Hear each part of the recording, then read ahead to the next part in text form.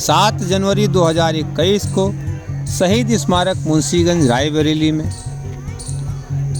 इस स्थान पर शहीद हुए किसानों की 100वीं वर्षगांठ मनाई।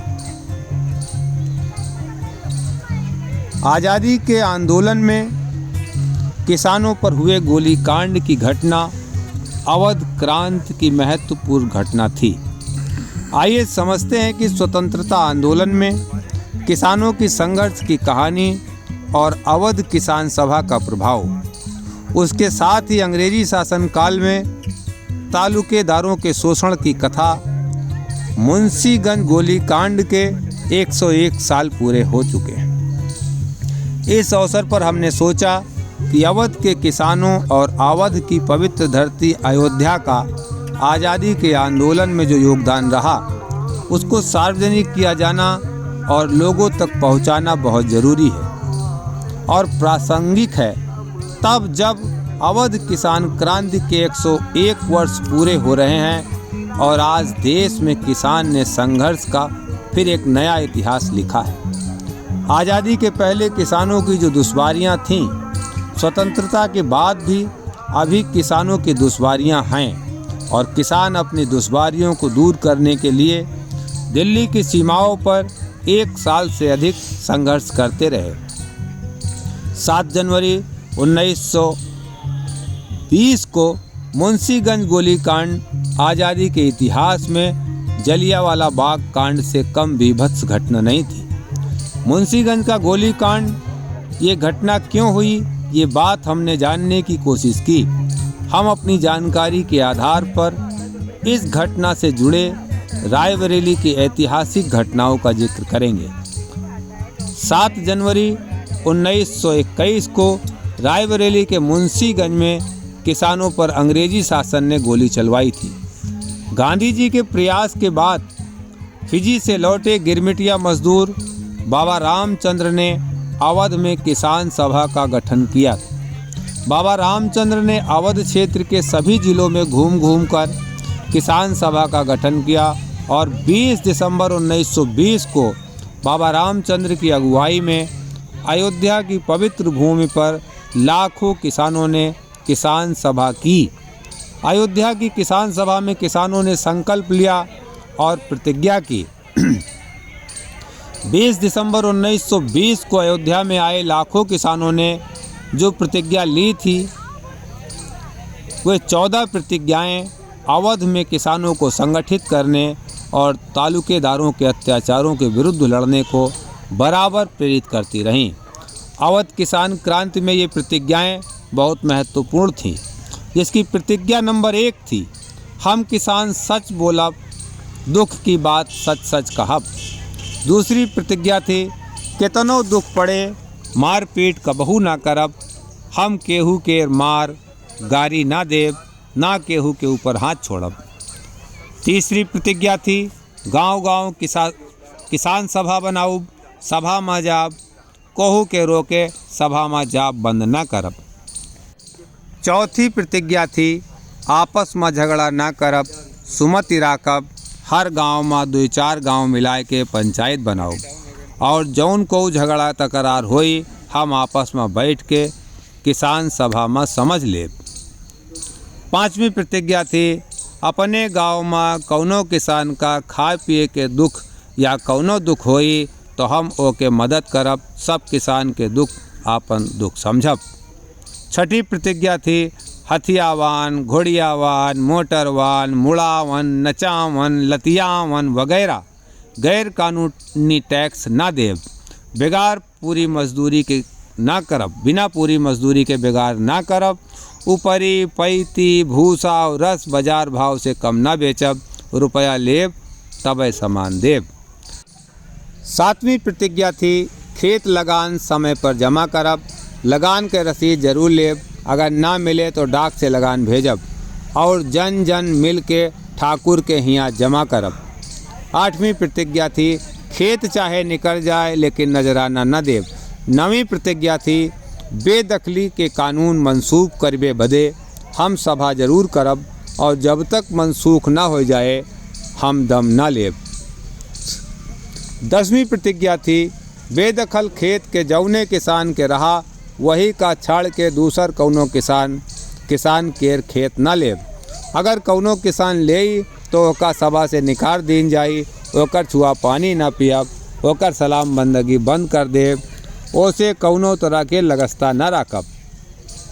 11वीं प्रतिज्ञा थी, तालुकेदार से बेदखल खेत जोते बरे मांगब, अगर न देई तो भूखन मर जाब, लेकिन ज़बरदस्ती कबो न करब।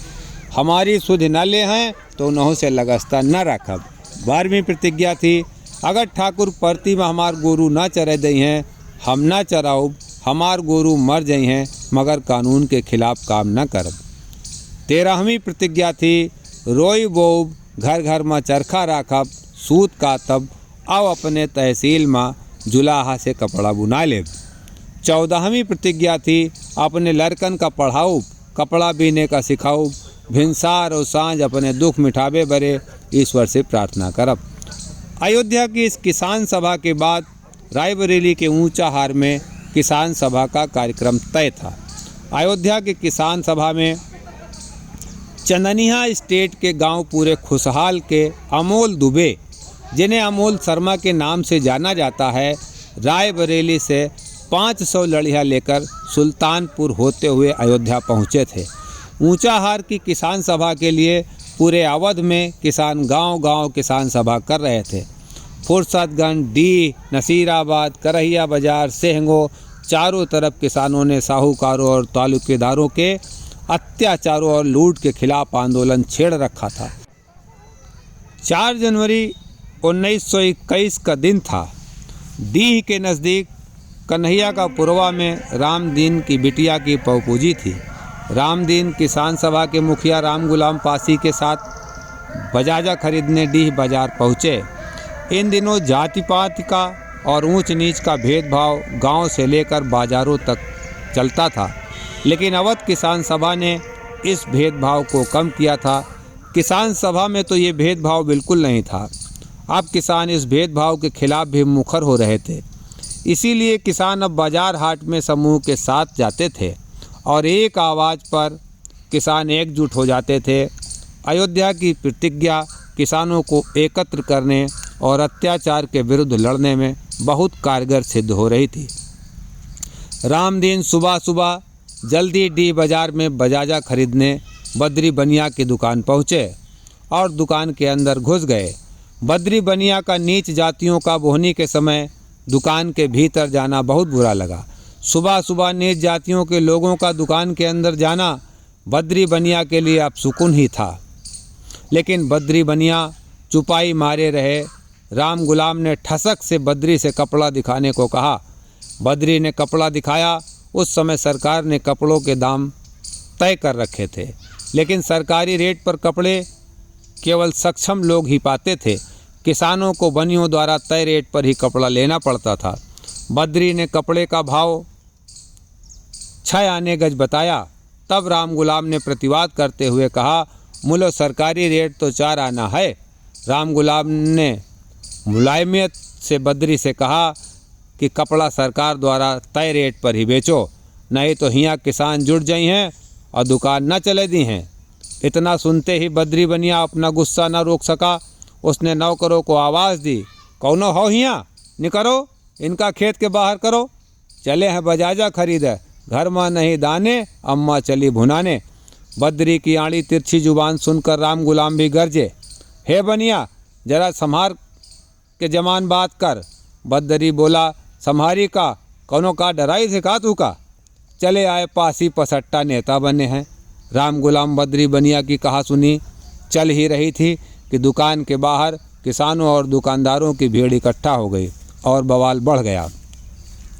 गांव में ये खबर पहुंची कि किसान सभा से मुठभेड़ हो गई है और गांव में ये खबर जंगल की आग की तरह फैली और देखते देखते किसानों से बाजार भर गई। बात यहाँ तक बढ़ गई कि बद्री बनिया की दुकान के बाहर भीड़ से एक आवाज़ आई कि अगर सरकारी रेट पे कपड़ा ना बेचें तो दुकान लूट लो। ये आवाज़ का निकलना था कि भीड़ ने दुकान लूट ली।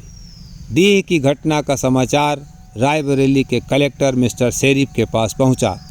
मिस्टर शेरीफ के पास फुर्सतगंज और चदनिया से भी किसानों के विद्रोह के समाचार आ रहे थे। इधर तालुकेदारों के बढ़ते अत्याचार से बड़े पैमाने पर किसान बेदखल किए जा रहे थे। खेती से बेदखल किसान भारी संख्या में बेरोजगार घूमा करते थे। ये बेरोजगार किसान अवध किसान सभा के रूप में संगठित हो रहे थे। 4 जनवरी को ही फुर्सतगंज बाजार में बेमकसद किसान इकट्ठा हो गए। परगना रोखा के हाकिम जनाब नसरुल्लाह खान के पास फुर्सतगंज बाजार में किसानों के इकट्ठा होने की सूचना पहुंची।